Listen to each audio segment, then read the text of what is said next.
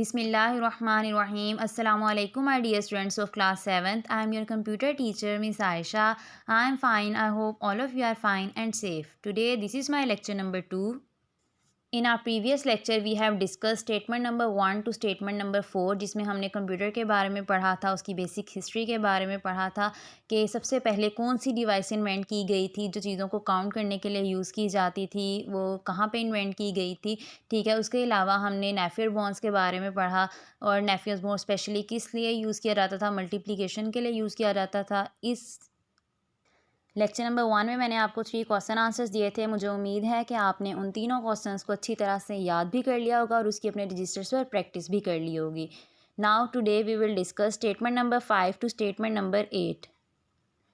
Statement number 5, Blaise Pascal invented the first automatic calculating machine called Pascaline in France in 1642।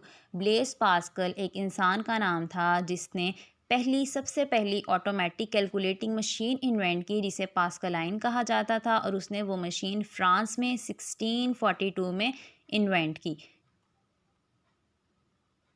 इस statement को आपने पूरे भी याद करना है। इसके अलावा आपको ये एमसीक्यूज़ और फिलिंग द ब्लैंक्स में भी आ सकती है। पास्कलाइन की डायग्राम दिखाती हूँ मैं आपको और इसकी वर्किंग समझाती हूँ। ये पास्कलाइन की डायग्राम है। पास्कलाइन में व्हील्स होते हैं, जैसे कि आपको नज़र आ रहा है डायग्राम में। जब भी हमने कोई इसको ये कैलकुलेशंस करने के लिए यूज़ की जाती है, जब भी हमने कोई नंबर्स को प्लस करना है, फॉर एग्जांपल मैंने 28 लिखना है तो मैं यहाँ से 2 डायल करके यहाँ तक लेकर आऊँगी। पहले ये जो सिल्वर सी लाइन नज़र आ रही है यहाँ तक।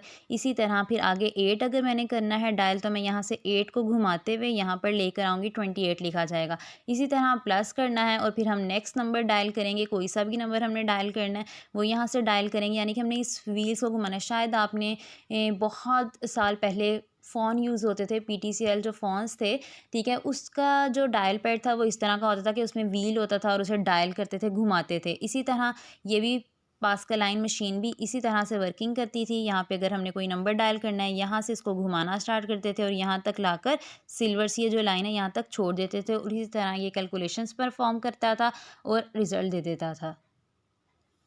स्टेटमेंट नंबर 6 है, in the early 1800 Charles Babbage an English mathematician designed a machine for calculating mathematical formulas called difference engine.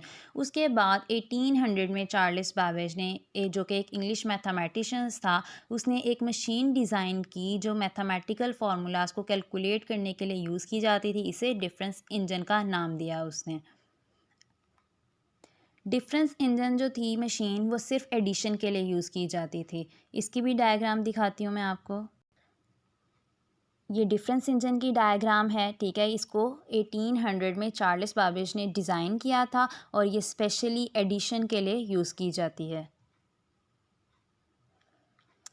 Statement number 7, in about 1830 Babbage design another machine called analytical engine. उसके बाद 1830 में Babbage ने एक और machine design की जिसका नाम उसने एनालिटिकल इंजन रखा। पहले बैबेज ने 1800 में चार्ल्स बैबेज ने एक मशीन इन्वेंट की कैलकुलेटिंग फार्मूलाज, जिसको उसने डिफरेंस इंजन का नाम दिया। उसके बाद 1830 में उसने एक और मशीन इन्वेंट की जिसका नाम उसने एनालिटिकल इंजन रखा। एनालिटिकल इंजन की भी डायग्राम दिखाती हूँ मैं आपको।